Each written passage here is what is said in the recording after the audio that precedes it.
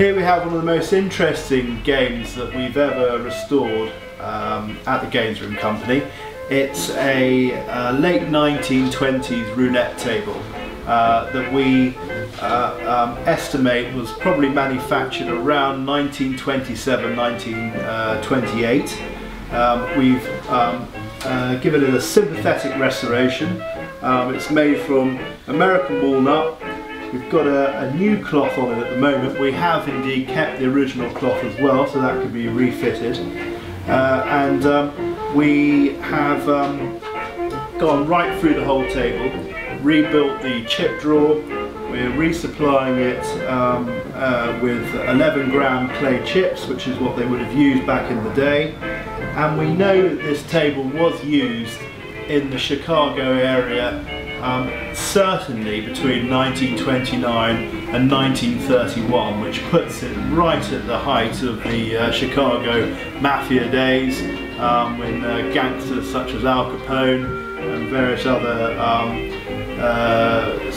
salubrious characters were walking the streets, so we can only suppose that it was probably operated by the Chicago mob.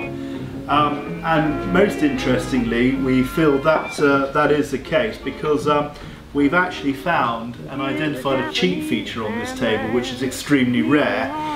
There's more of that to come, but it's certainly a rigged table with provenance dating back to 1929-1931.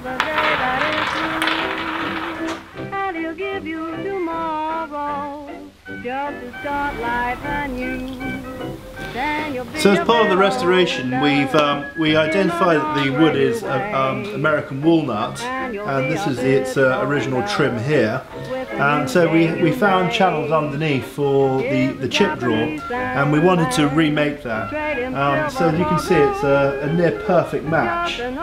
We've used reused American walnut, but it just, unless you had it pointed out to you, you wouldn't realise that this has actually been remade, and it's been done by a master joiner in Yorkshire in our workshop, and you'll find that we've inside inserted three levels to accommodate many chips of different denominations, and the chip drawers just simply slide forward and back like this, with a fully lockable drawer for any cheating devils who might want to pocket a couple of chips into their pocket.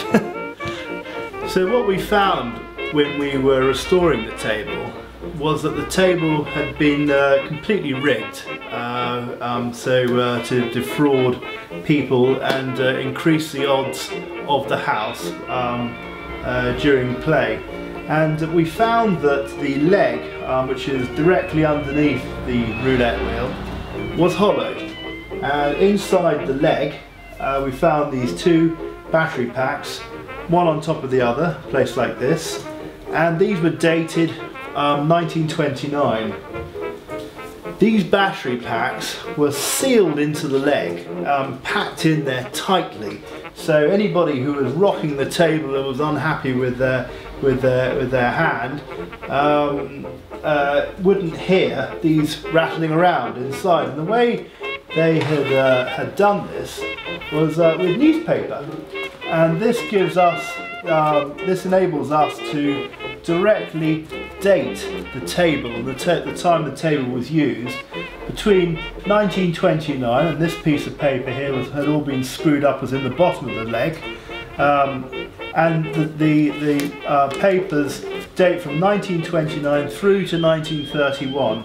And what was clearly happening was that as the batteries were being changed, and batteries in those days didn't last a great deal of time, they were newspaper was being packed in to secure those in place.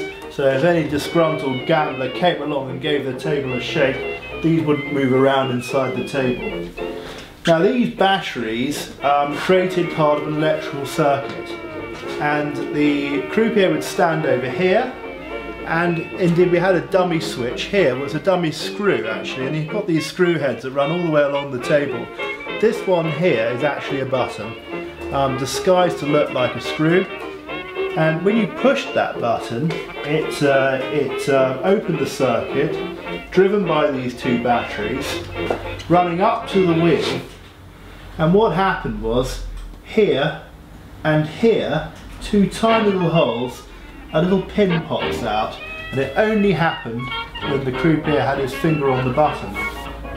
So the ball would travel around the rim of the roulette wheel, and instead of continuing its normal course of travel, it would hit the pin, which would cause it to hit this bar and drop into the part of the wheel the croupier wanted the ball to fall into.